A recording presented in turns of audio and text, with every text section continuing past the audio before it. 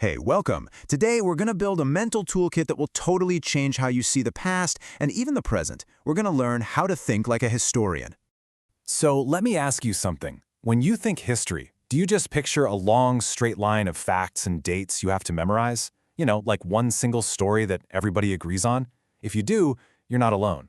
But honestly, history is way more complex, way more dynamic, and frankly, a whole lot more interesting than that. So how do you unlock all that messy, fascinating complexity? Well, you need the right tools, and that's what we're here to do, equip you with the Historian's Toolkit. These are 4 really powerful skills that'll help you investigate the past like a detective, seeing it not as one simple story, but as a ton of different stories all woven together.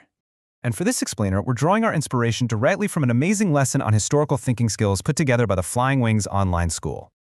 All right, first up in our toolkit is what I like to call the investigator's lens. This is all about learning to read between the lines, to really critically examine any piece of information that comes your way, whether it's an ancient document or a news article you just scrolled past. The very first thing our investigator's lens helps us spot is bias. Now, bias isn't a bad word, not really. The thing is, since every source is made by a person, every single source has some kind of bias. The trick isn't finding something with zero bias, because that's impossible. It's figuring out what the bias is.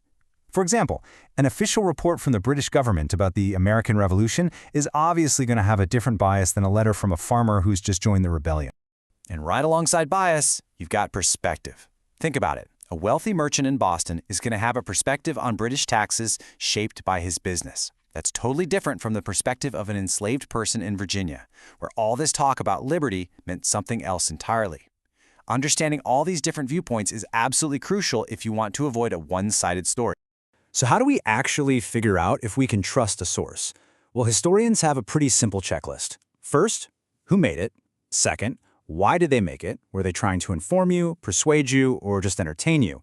Third, when was it made? Was it an eyewitness account, or was it written like 100 years after the fact? And finally, and this is a big one, do other sources back it up? And this is just a perfect example of bias in action.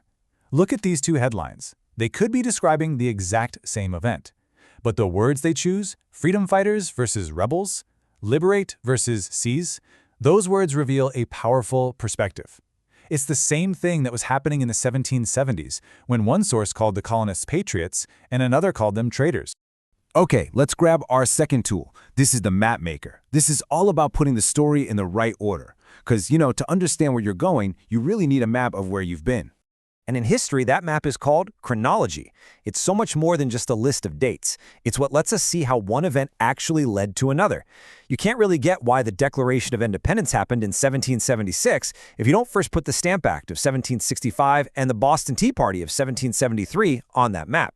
The order tells the story of how things got more and more tense. And this makes total sense when you just think about your own life, right? Your life is a timeline. You wouldn't say you learned to ride a bike after you graduated high school. The order matters. It tells a story of your own growth and development. And it's the exact same for history. Okay, so we've looked at our sources with a critical eye, and we've put them in the right order. Now it's time for our third tool, the dot connector. This is where we go from asking, what happened, to asking, why did it happen? And maybe, most importantly, so what? It all starts with 2 really simple ideas, cause and consequence. A cause is the trigger. It's the thing that makes an event happen. The consequence? That's the result, the ripple effect that spreads out after it happens. But historians, they like to dig a little deeper. So a short-term cause of the American Revolution might be the first shots fired at Lexington and Concord.